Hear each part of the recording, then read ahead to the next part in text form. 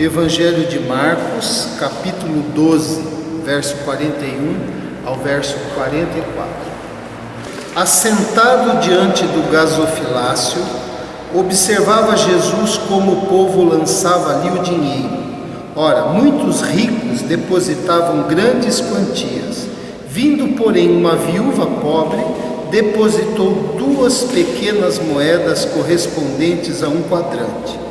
E chamando os seus discípulos, disse-lhes: em verdade vos digo que esta viúva pobre depositou no gasofilácio mais do que o fizeram todos os ofertantes, porque todos eles ofertaram do que lhes sobrava. Ela, porém, da sua pobreza deu tudo quanto possuía, todo o seu sustento. Amém?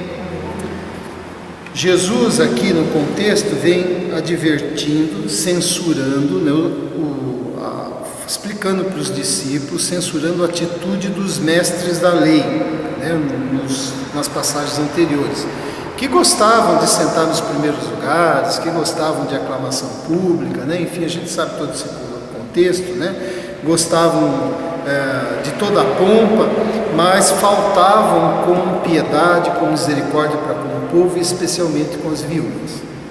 E ele vai acusar os escribas sobre esse pecado, porque a função do escriba era estudar a lei, era preservar a lei, era copiar a lei, era aplicar a lei às situações do povo, julgar causas, e também os escribas reuniam pessoas em torno de si, alunos, para ensinar.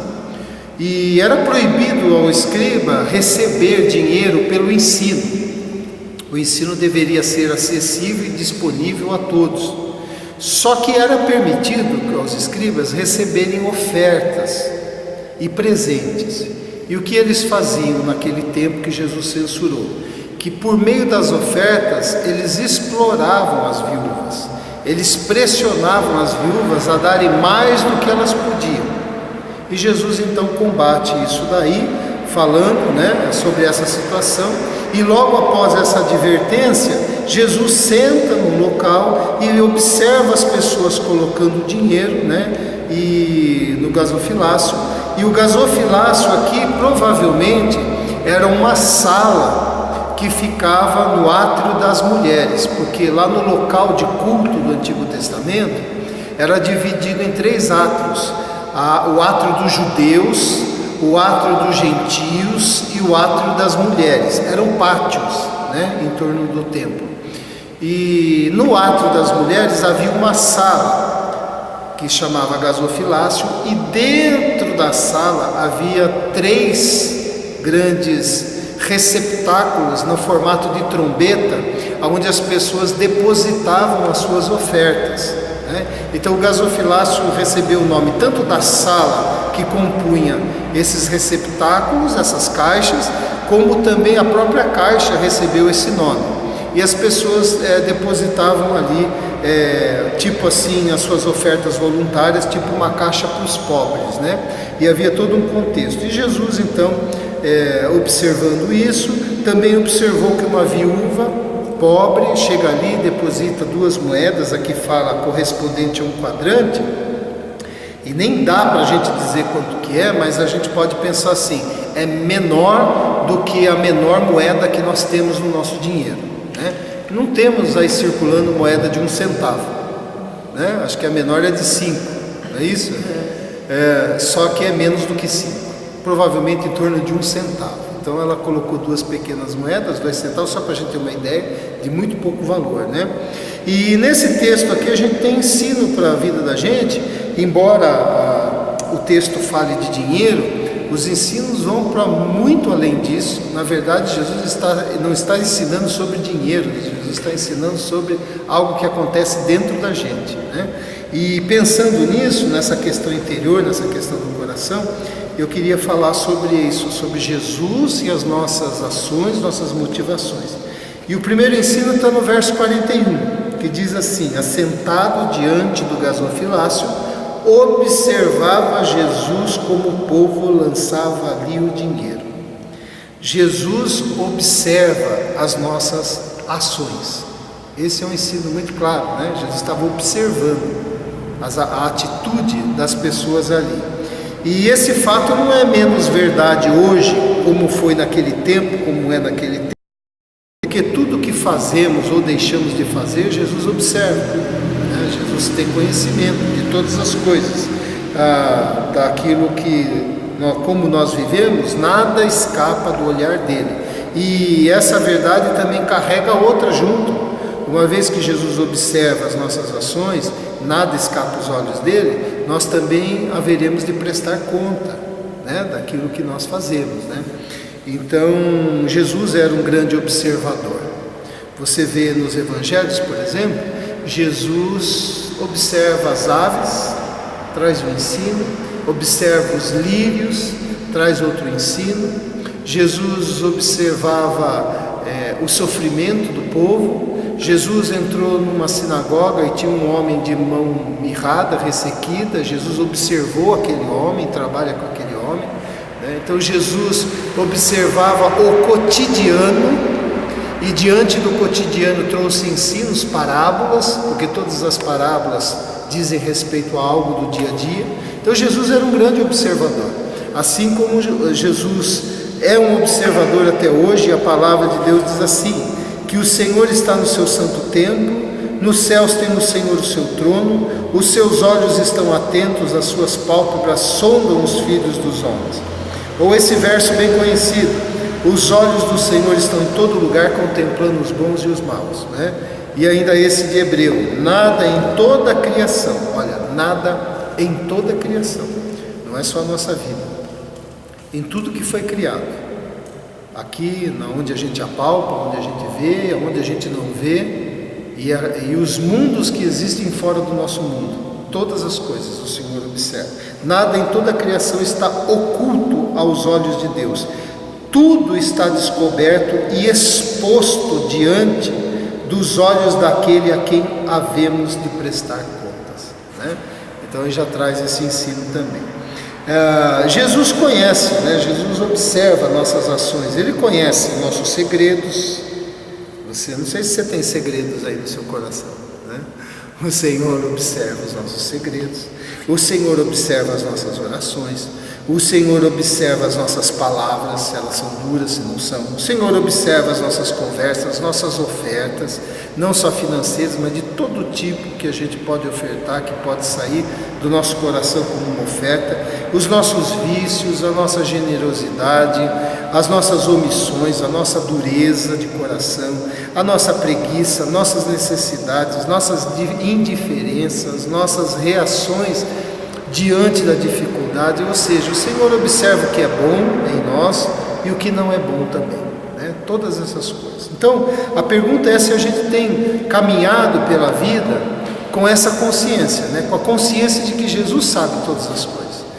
Quando a gente caminha com a consciência de que o Senhor sabe todas as coisas, isso serve de um freio, né, para a nossa caminhada, porque sem isso a gente vai caminhando de forma desenfreada, né? Mas sabendo que o Senhor conhece, é um freio, e sabendo que o Senhor conhece, é uma esperança, porque muitas vezes fazemos coisas boas que não são reconhecidas e que outros não observam, mas o Senhor observa. Assim como nós fazemos coisas que não são boas e pensamos que escondemos, e não escondemos, porque o Senhor também observa, né? Então todas essas coisas interferem na nossa caminhada, e tendo consciência disso, a gente caminha com mais critério, né? Com mais sobriedade. Então esse é o primeiro ensino. Jesus observa as nossas ações. E no verso 43, o outro ensino é que Jesus julga as nossas intenções. O que diz lá no 43? Há um julgamento de Jesus aqui. E chamando os seus discípulos, disse-lhes: em verdade vos digo que esta viúva pobre depositou no gasofilácio mais do que o fizeram todos os ofertantes. Há um julgamento aqui de Jesus, há ou não há? Jesus julgou a oferta dela e julgou a oferta de todos os outros. né? E disse que o que ela deu não foi maior do que algum ofertante, disse foi maior do que todas as ofertas que foram feitas naquele dia, até aquele momento, por todos os ofertantes. Porque Jesus não estava falando da questão monetária, né? O olhar de Jesus era outro. Então Jesus não observa somente o que nós fazemos, mas observa por que fazemos. O que motivou, o que está motivando a nossa atitude, né? É isso que é o mais importante que Jesus vê, a atitude interior, os motivos puros ou não no nosso coração. O Senhor vê essas coisas, né? Isso é importante porque o Senhor está aqui condenando a religião hipócrita, né? A religião hipócrita, aquela religião externa em que a atitude interna não corresponde.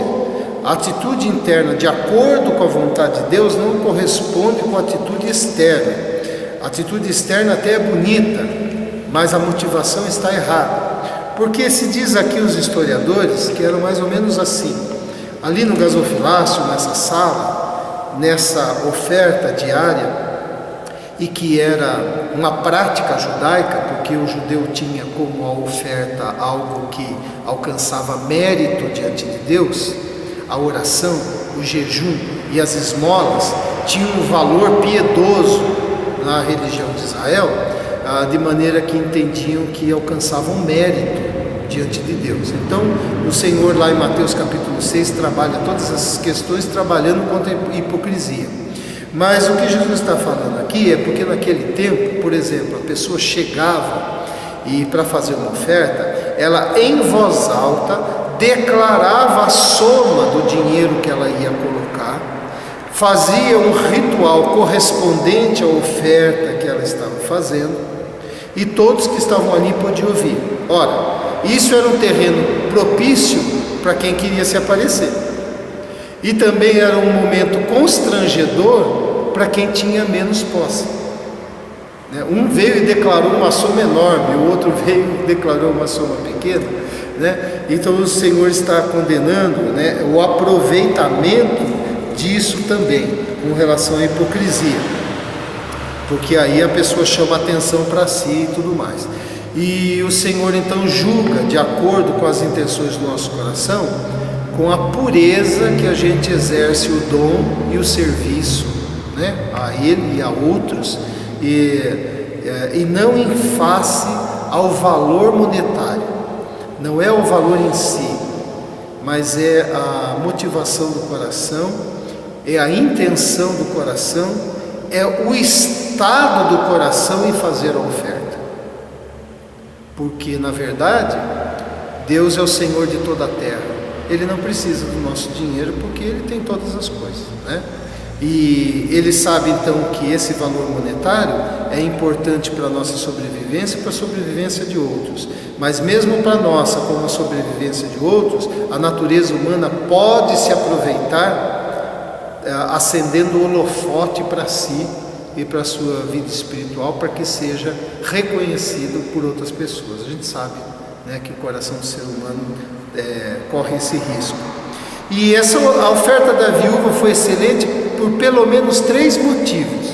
Ela deu 2 pequenas moedas, pequeno valor, né, um valor irrisório, mas ela, quando ofertou essa moeda, com certeza ela ofertou porque de alguma forma ela cria que ajudava. Sim ou não? Ajudava.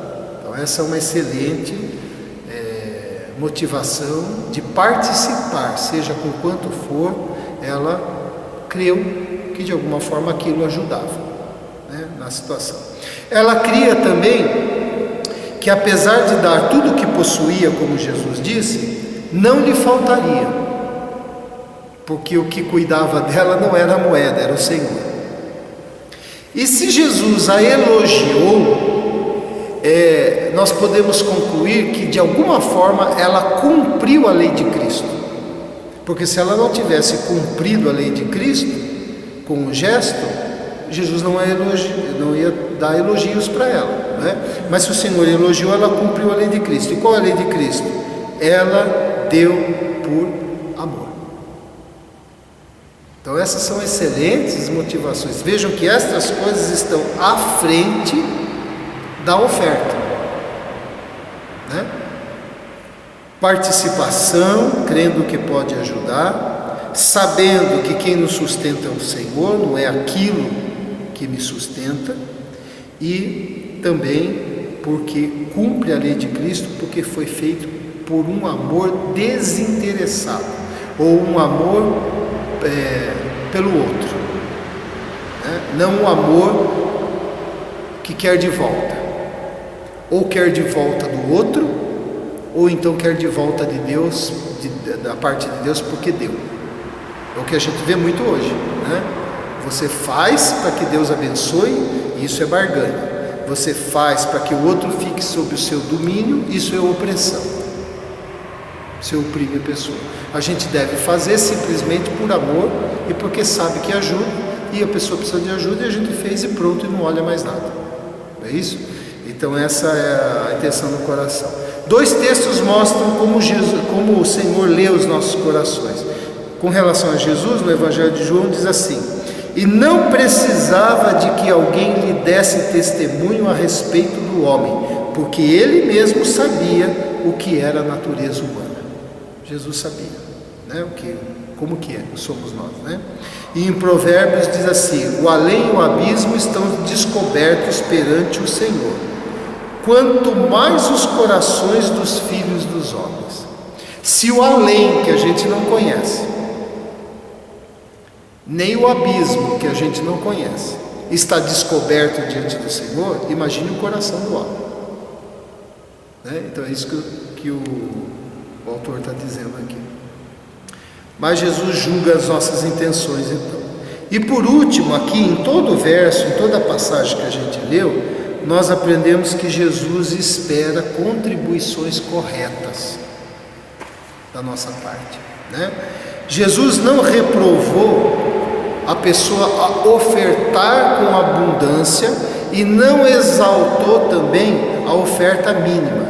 Não foi isso que Jesus fez. Jesus está falando sobre uma atitude interior quando se contribui. Contribuição não é só dinheiro. A gente contribui com muita coisa, né? A gente contribui com a simpatia, com os nossos bens, com um ombro amigo, a gente contribui com o conforto, a gente contribui com intercessão, a gente contribui quando valoriza o outro e fala para o outro do valor dele, não é isso? A gente contribui com companheirismo, a gente contribui com a influência que Deus nos dá no meio que a gente vive. Como eu sempre digo aqui, você tem uma área de influência que eu não tenho, você conhece pessoas que eu não conheço, você consegue falar e entrar em lugares que muitas vezes eu não conheço, e eu também tenho acesso a pessoas e a lugares que vocês não têm, não é? Então cada um de nós temos um grau de influência, né, diferente, e isso também pode contribuir para ajudar alguém, sim ou não? Pode contribuir. Eu já fui ajudado nesse sentido, como já ajudei também nesse sentido, né? Então a contribuição é muito mais do que dinheiro. A contribuição é tudo aquilo que é feito como expressão do amor, né? Tudo que é feito como expressão do amor é uma contribuição correta, e tudo que é feito com uma contribuição com expressão do amor é bastante. É bastante porque no mundo carece de amor. Então qualquer gesto de amor é muito, né? É muito assim, diante de um mundo, de uma sociedade que vive ao contrário. Você pensa assim, num vaso seco, um pouquinho de água é muito para um vaso que não tem nenhuma água, né? E pode fazer ressuscitar uma plantinha. Quanto mais água, melhor ainda, né? Então, contribuir corretamente é agir com motivos puros. Agindo com motivos puros é uma contribuição correta. Agindo com amor é uma contribuição correta. Veja só como esse princípio é maravilhoso da parte de Deus. Se a contribuição está relacionada ao motivo puro e contribuir com amor, todos podem contribuir. Não é?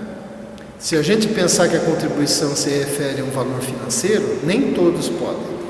Né? A gente poderia dizer, para que serviu essas 2 moedas da mulher? O que se vai fazer com 5 centavos? Não é? Mas Jesus disse que ela deu mais do que todos. Não é isso? Porque não era questão monetária. Então, tudo que é feito com amor é uma contribuição generosa e possível a cada um de nós. Possível a cada um. Todos nós podemos fazer algo motivado pelo amor. Todos nós podemos fazer algo motivado por um sentimento, por uma pulsão pura. Né? O que é isso, puro? Sem segundas intenções, seja quais forem, né? É com a motivação do coração. E aí a gente lembra o que Paulo ensinou: e tudo que fizerdes, seja em palavra, seja em ação, fazei-o em nome do Senhor Jesus, dando por ele graças a Deus Pai. Tudo quanto fizerdes, fazei-o de todo o coração, como para o Senhor, e não para homens, cientes de que recebereis do Senhor a recompensa da herança. A Cristo o Senhor é que estáis servindo. Então a gente ainda aprende que aquilo que fazemos com motivação pura e aquilo que fazemos motivados pelo amor, nós devemos fazer sem esperar recompensa, nem de ninguém, nem da parte de Deus, embora Deus diga que receberemos, né? Porque quando eu faço esperando recompensa, já não estou fazendo por amor, já não estou fazendo por motivo puro.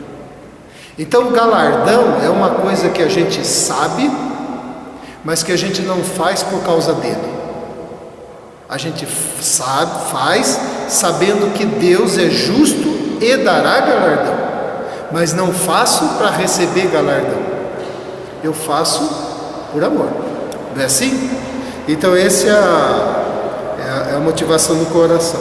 Então essa passagem bonita aqui é uma reflexão para a gente, uma reflexão e também para a nossa atitude, nos nossos relacionamentos, nossos pensamentos, nossas decisões, para a gente cuidar do nosso ser interior, do que acontece lá dentro, não nos esquecendo que Jesus observa as nossas ações, Jesus julga as nossas intenções e Jesus espera contribuições corretas. Como a gente viu, o que é uma contribuição correta? É uma contribuição movida pelo amor e pela pureza, né? Seja qual for, seja um braço estendido, seja um ouvido, seja um ombro que você dê, seja uma visita que você faz, seja de alguma forma que você com a sua vida contribui em favor de alguém, não necessariamente dinheiro, né? Mas podendo ajudar aquele que não tem para vestir, aquele que não tem para comer, ou aquele que tem menos, a gente também faz com os bens que Deus tem nos dado, né? Amém? Que essa palavra seja viva no seu coração, nessa semana, nesse dia, e que você possa fazer, dar a sua contribuição. Você foi alguém que Deus trouxe a esse mundo, nasceu no coração, na ideia de Deus, veio a existir pelo poder dele, não por acaso, mas para que a gente quanto tempo for que nós estivermos aqui, possamos contribuir com aquilo que ele tem nos dado, na nossa personalidade, naquilo que ele tem nos dado como conforto, possamos contribuir na nossa caminhada, na nossa vida. Que você seja um cooperador, que você contribua, mas com a motivação correta. Amém? Vamos orar? Pai querido, nós te louvamos pela tua palavra que vem nos colocar no eixo, vem nos colocar no caminho da tua vontade, no caminho daquilo que o Senhor espera de cada um de nós, que ao existirmos como fruto do teu querer, do teu poder, possamos, em existindo, espelhar o teu caráter, possamos caminhar em amor, possamos contribuir com motivações corretas, com motivações puras, simplesmente por amor à palavra, por amor ao Senhor, por amor ao nosso semelhante. Deus, quem sabe, durante esta semana ainda, nós vamos ter a oportunidade de contribuir na vida de alguém, de alguma forma, que o nosso coração o faça com a motivação correta, sabendo que o Senhor observa as nossas ações, julga as nossas intenções e espera que nós estejamos contribuindo de maneira correta. Em nome de Jesus. Amém. Amém? Deus abençoe. Dê um abraço no seu irmão.